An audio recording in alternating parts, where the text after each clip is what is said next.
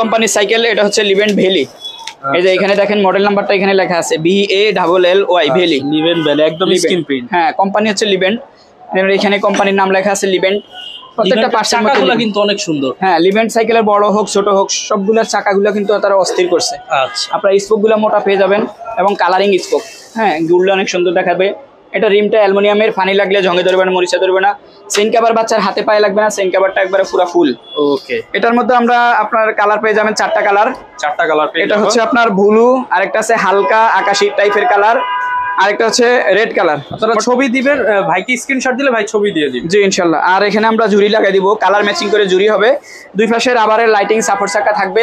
ওকে, এবং সামনে বেল থাকবে।